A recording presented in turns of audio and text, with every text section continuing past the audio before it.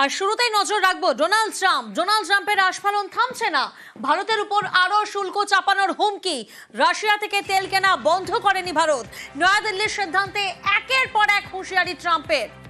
প্রতিনিধি অতনু সাপুই এই মুহূর্তে আমাদের সঙ্গে রয়েছেন। অতনু, 24 ঘন্টার মধ্যে এবার ভারতের উপর আরো শুল্ক চাপানোর হুমকি। অন্তত বিভিন্ন সোশ্যাল মিডিয়ার মাধ্যমে সেরকমই একটা বার্তা দিতে চেয়েছেন আমেরিকান প্রেসিডেন্ট ডোনাল্ড ট্রাম্প যে 24 ঘন্টার মধ্যে আরো শুল্ক চাপাতে পারে এবং তার পিছনে তার ব্যাখ্যাও দিয়েছেন তিনি।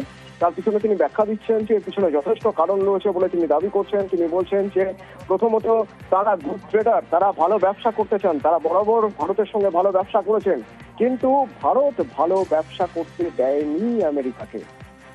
ভারত নিজেরা ব্যবসা করে গেছে আমেরিকায় গিয়ে, কিন্তু আমেরিকাকে ভালো ব্যবসা করতে দেয়নি। সেক্ষেত্রে এবার কম ব্যবসা করা হবে ভারতের সঙ্গে।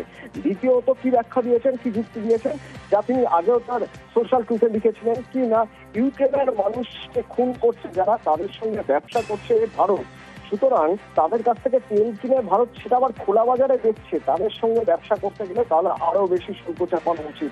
এরকম নানা রকম দাবি দিয়ে তিনি নিজেকে ডিফেন্ড করার চেষ্টা করছেন বা নিজে বোঝানোর চেষ্টা করছেন যে এই কারণে ভারতের উপর শুল্ক আরো বাড়ানো হচ্ছে। আসলে কোথাও যেন মনে হচ্ছে যে ডোনাল্ড ট্রাম্প বা আমেরিকা একটু ভয় পেয়ে গিয়েছে। কোথাও ভয় পেয়ে গিয়েছে একটাই কারণে, তার কারণ একের পর এক তাদের বিচারিতা দ্বিমুখী নীতিগুলো প্রকাশ্যে চলে আসছে।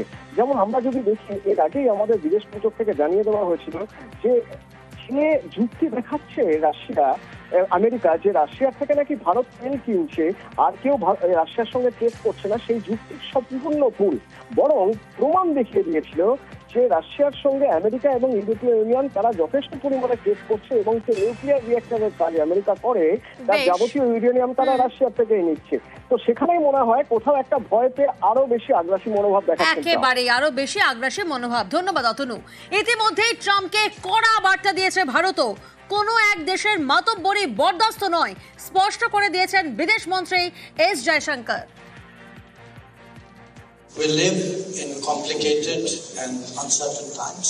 Our collective desire is to see a fair and representative global order, not one dominated by a few. We must be assured about what we are. ভারতের পাশে দাঁড়িয়েছে রাশিয়া। ট্রাম্পের আস্ফালনে ভারতের সুরেই ক্রেমলিনের পাল্টা জবাব। সার্বভৌম রাষ্ট্রের বাণিজ্য নীতিতে কেউ মাতব্বরি করতে পারে না। রাশিয়ার সাথে বাণিজ্য বন্ধ করতে বাধ্য করা বেআইনি। সার্বভৌম রাষ্ট্রের অধিকার আছে নিজের ট্রেড পার্টনার ঠিক করার।